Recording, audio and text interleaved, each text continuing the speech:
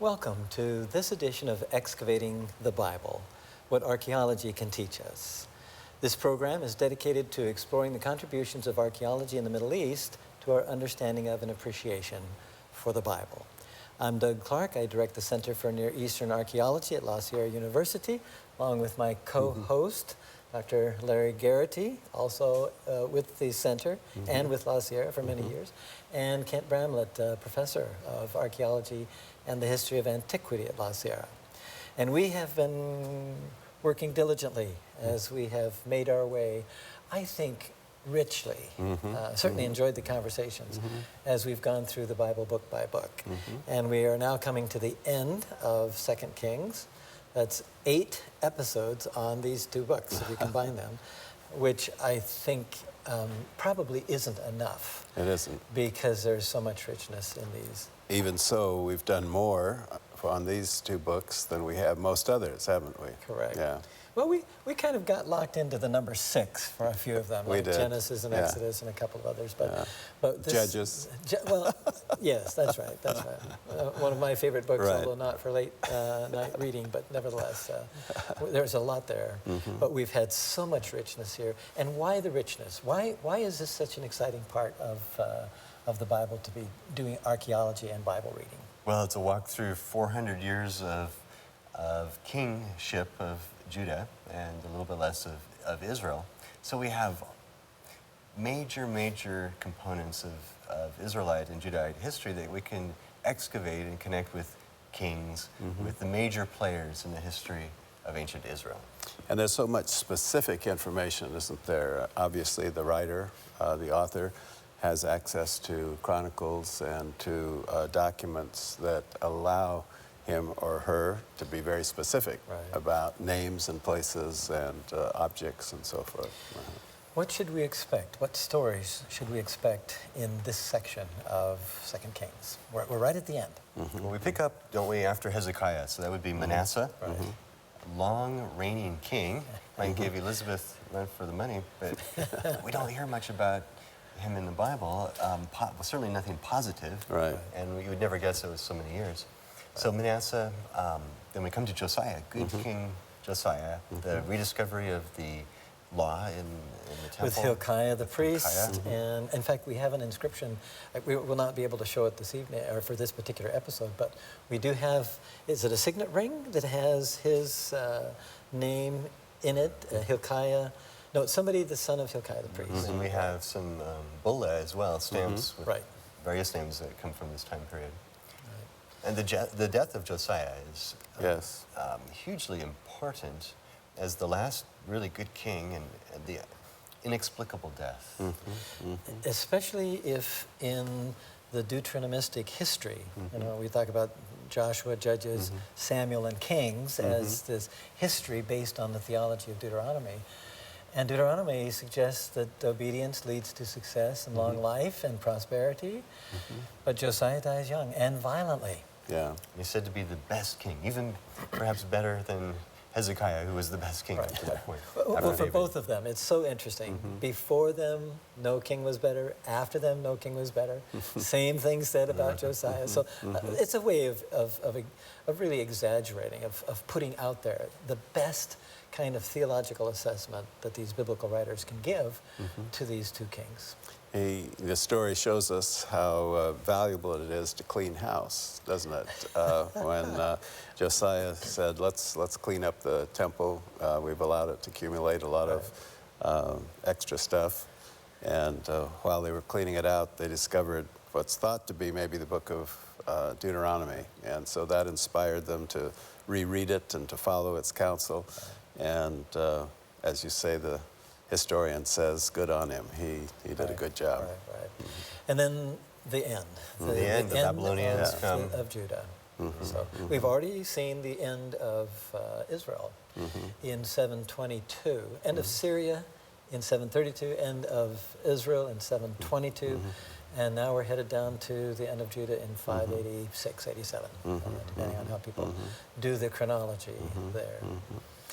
We want to turn our attention to some illustrations, visual illustrations, but first of all, let's look at some artifacts that are in front of us.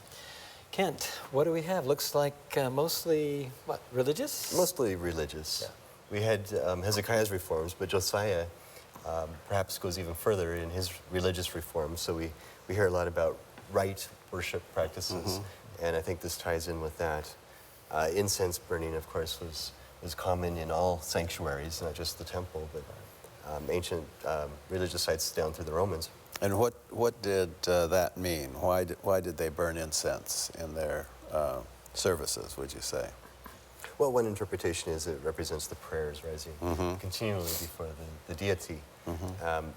You know, but I think part of it's just the aesthetics of it. It's taking the sensory, you know, the smell, the touch, the hearing, all of these things are combined in many worship traditions. Which suggests that that was much more important in some worship traditions than, I guess, the modern sort of scientific Western traditions where you don't have the ritual. When you're used to it, it sort of creates the feeling that you're in starting a service, doesn't it? When you smell that, yeah. And maybe cover some of the scent of Other burning things. flesh and hair and so on. Well, you have to think, ancient temple compounds would have a tremendous amount of sacrifice of slaughter going on too. Right. Larry, you have some things, some clay things, and some metal and stone. Well, these things are definitely used in warfare. You have stone ballista. You have bronze implements, like a axe head, a dagger, and a larger one. Yeah, a sword. And some arrowheads. And over here, another bronze implement is a incense shovel that would have been at home with some of these things over here. And the figurines, which some being human and some being animal, would be at home in some people's places of worship in ancient Israel, but probably not in Josiah's, especially after the discovery of the scroll. Right. Now, there are a couple of broken pieces of pottery here. We can't see much on them, but what are they? They're called ostraca, or one would be an ostracan. So people would use a suitable piece of pottery that they just picked up off the ground if they wanted to take notes or put a list or something like that. So when you use a potsherd to write on, it's called an ostracan. Or even a rough draft of a letter being sent out. Right. And we have those here. They're part of the collection that we have at La Sierra, but we have them here to illustrate a couple of collections of these. Very important ones. Right, and so we'll turn our attention to those. We'll look at, in fact, we'll read a couple from Arad and a couple from Lachish, or Lachish, however one pronounced them. So let's turn our attention to a couple of illustrations. One thing we were not able to get to in the last episode was the inscription at the end of the tunnel that Hezekiah built in, finished around, certainly before 701, because that's when we have Sennacherib coming to Jerusalem. And an inscription there, and so we didn't have a chance to look at it, but here it is. And is this modern Hebrew? This is good. Not quite. Late 8th century Hebrew. Pre-exilic. And Paleo, is that one of the names? The script would be called Paleo Hebrew. This is found, this was actually carved out of the tunnel wall.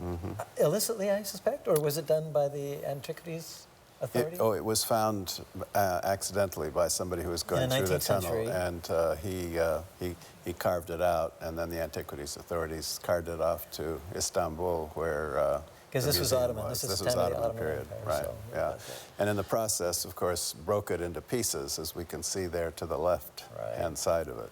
Right, and this is coming at the end of this 1,800-foot twisting serpentine tunnel that carried water from the Gihon Spring to Siloam, at least how that's. What's so exciting is that it describes how this tunnel was built, and we also have the passage in 2 Kings 20:20, I think it is, where the historian describes how it was built, and these two match really nicely. The text is a little bit small here, and this text is actually laid out by the lines themselves. That's why it's as different from just a flowing text. Can't read this for us. You have great eyes. So. The tunneling. And this is the narrative of the tunneling. While the stonecutters were wielding the picks, each toward his co-worker. And while there was still 3 cubits to tunnel through, the voice of a man was heard calling out to his co-worker, because there was a fissure in the rock running from south to north.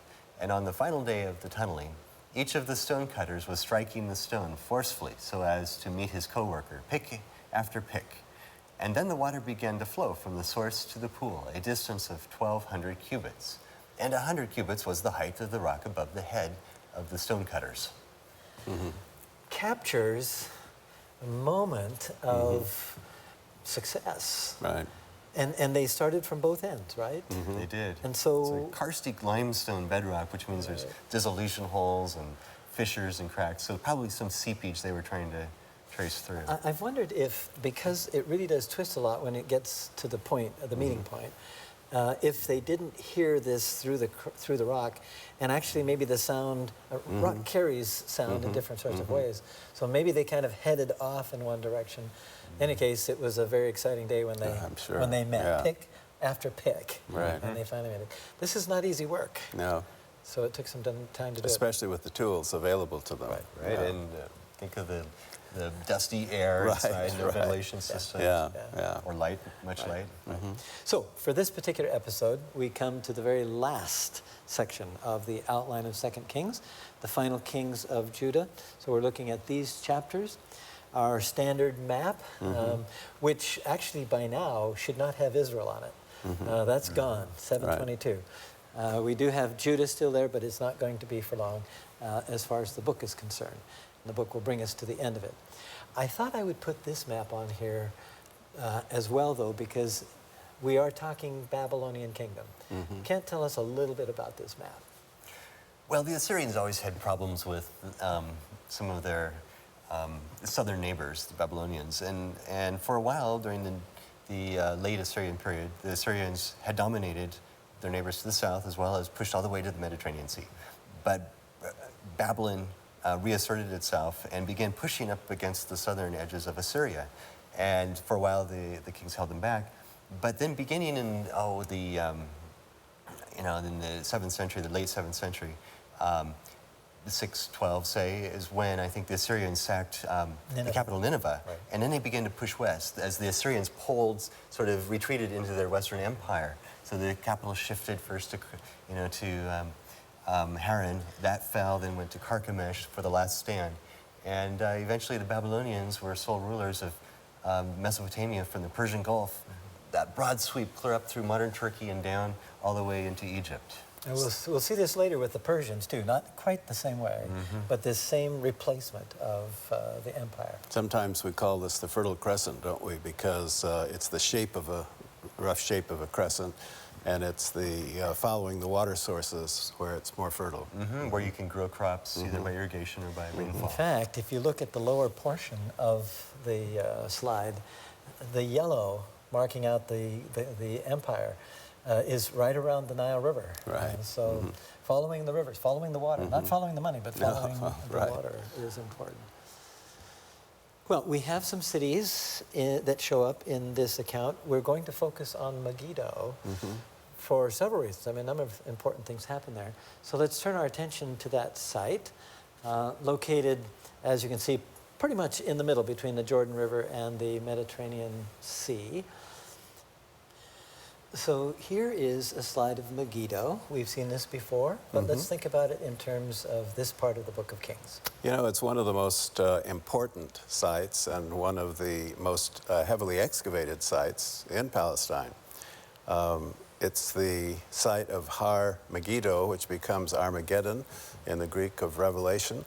And we sort of think of it as the typical last great battle of all time. And probably because it's guarding a pass through the Carmel Range. And so these armies that were going back and forth between Egypt and Mesopotamia had to get through that Carmel Range, and this was guarding the most famous pass. And so it's very heavily fought over throughout time, including in the 20s during World War II, where General Allenby fought the Turks. So, Let's look at that, because this slide draws a line where that pass would have been.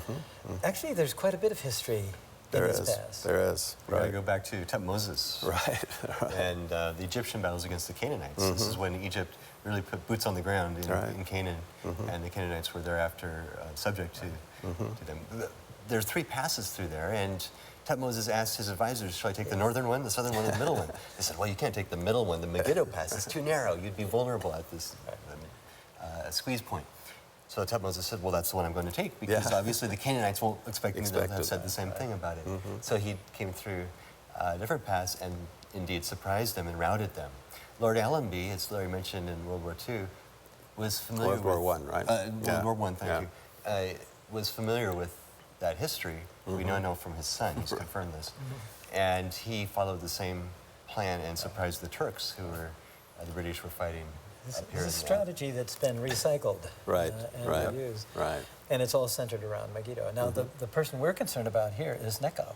Yes. Did he take this route as well? Well, he did. He was going up to fight for the Assyrians, strangely enough. Assyria had briefly occupied Egypt, but I guess they had come to terms, and fighting against the Babylonians. Josiah opposed that, apparently, went out to hinder Pharaoh Necho. Right. And that's where he was shot by an arrow and tragically died. And because he was such a good king, at least he comes across that way, doesn't he, in the biblical story, it must have been devastating to the whole country, you know, when their king that they expected was going to save the country instead Restore gets... the fortunes of David. Yes, yeah. And doesn't Hezekiah have this this song, this poetry? Jeremiah. That's right. Yeah. That's right. He writes a lament. And so we have this lament about King Josiah. Be some interesting theology to talk about there too. There would be. That we'll move through. Now, I do have a few slides more of Megiddo. This is the same one we saw, but to point out the palace. And so there is a slide here of the northern palace, excavated. Now, this would be contemporary, right? Some of the other materials were earlier, but this would be contemporary. And then some illustrations of buildings, pillared buildings. Those were typical of domestic, as well as higher class buildings. Some people that we think about archaeologically in this section of 2 Kings. There is the person, well, a representation of the Pharaoh we were talking about, Pharaoh Necho, and Nebuchadnezzar person himself. of significance. The books, well, the books we're talking about now, Jeremiah, Ezekiel, Daniel, you think about all of these books that are connected with Nebuchadnezzar II. And then we have some inscriptions which will put words of these people into our hands, actually. And one of them is Nebuchadnezzar. So Kent, tell us what this particular passage suggests. Reads. Shall I read it? Yeah. Nebuchadnezzar, the king of Akkad, marched his army into Hatti, the ancient name for a region of Turkey into northern Syria. He laid siege to the city of Judah. He captured the city on the 2nd day of February, 598. He appointed a new king to his liking and carried away a great amount of plunder from Judah to Babylon.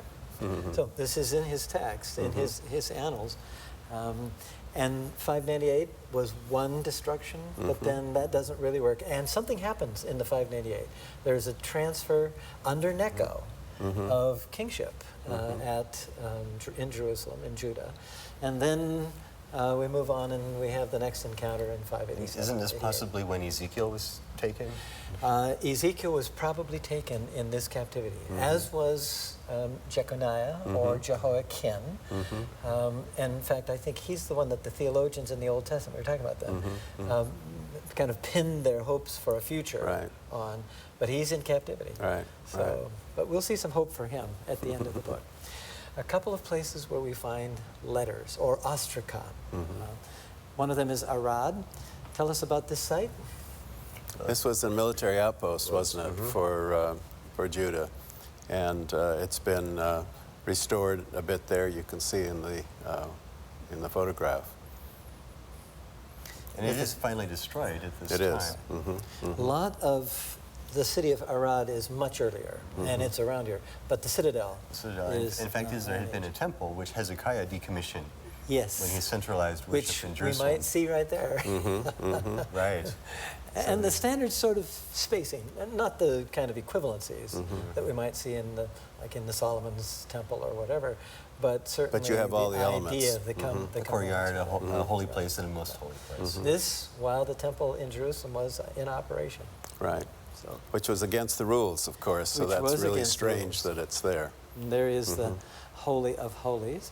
So a couple of letters. Larry, we are going to look at two or three of the letters from Arad because of the connections, the biblical connections. Okay, please.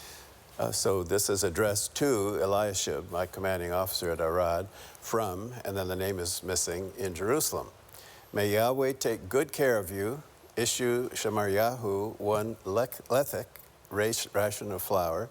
Issue the Kerosite 1 homer, ration of flour. I have carried out your orders. The person about whom you asked has sought sanctuary in the temple of Yahweh. So who is that person about whom they asked?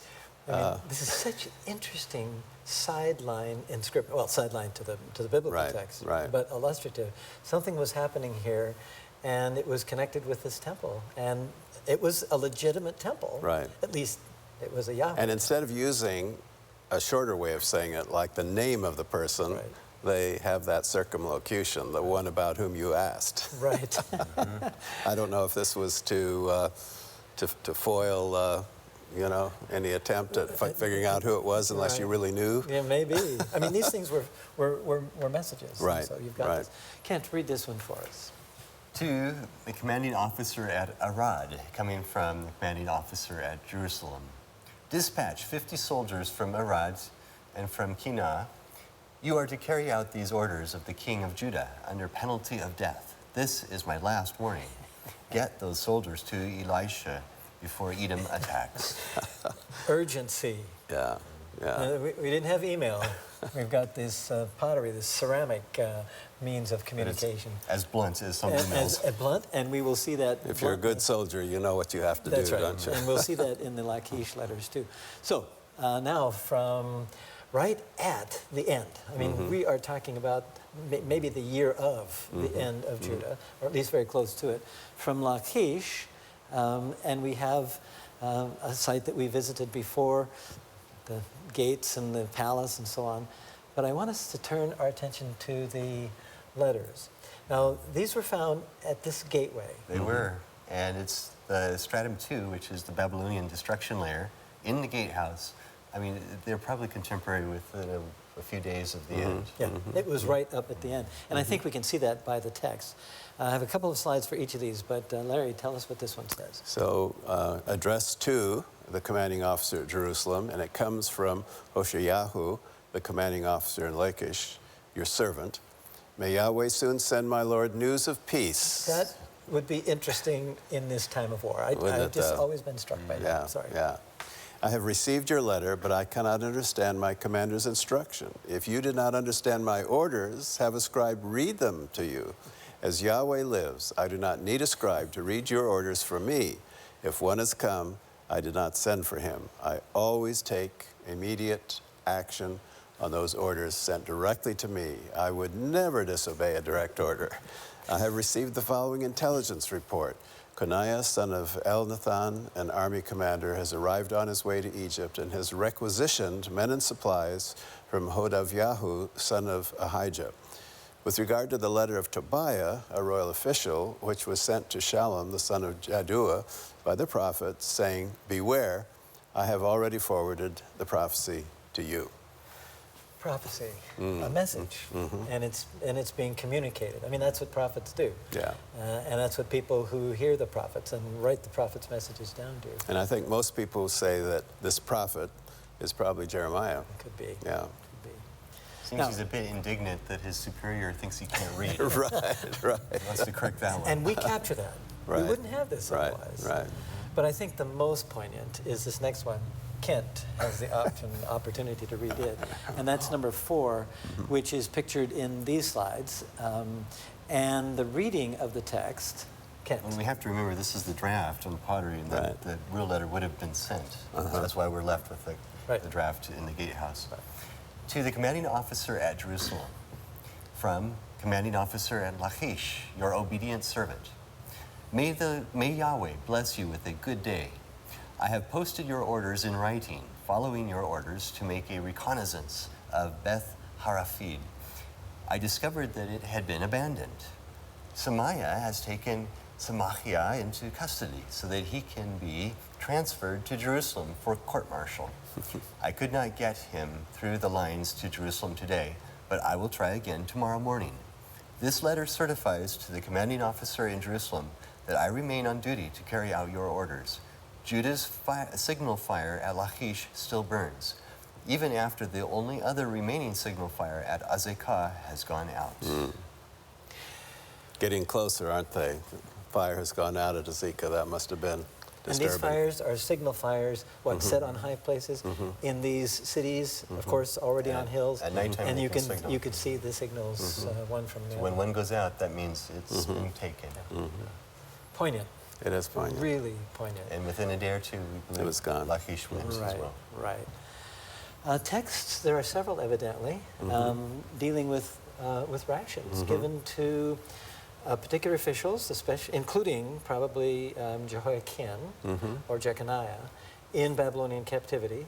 And that's mentioned at the end of the book of Kings, the very last note. Maybe there is hope because there's food now being provided for the king. It's not often that we have the menu of the person in jail. That's correct. Now, these are lists of some artifacts that we won't have time to talk about. I do want to get to a final slide here, though, because it has to do with something that we've done archaeologically. What's going on? We have two different inscriptions here. What's here? The one on the left, the one we found at Umeiri in Jordan, refers to the Ammonite king who, and the episode, the discussion, is in the end of the book of 2 Kings. Yes. And you compare it with Jeremiah, where the fuller story is and where this very individual is mentioned. And this is the Ammonite king that sponsors the assassination of Gedaliah. So now we have Gedaliah's inscription here. I don't know He where was the this comes governor, from. wasn't he, of But Judah? he was the governor that Nebuchadnezzar left in charge of the land. But a conspiracy was brewing, and this was all sponsored by the Ammonite king. We were excited about finding these names, but it's a sad chapter, Right, it is. especially with this assassination. Thank you, Larry. Thank you, Kent. And thank all of you for joining us for this episode of Excavating the Bible. We look forward to next time, and until then, think ancient, keep believing, and keep exploring. For Excavating the Bible, I'm Doug Clark.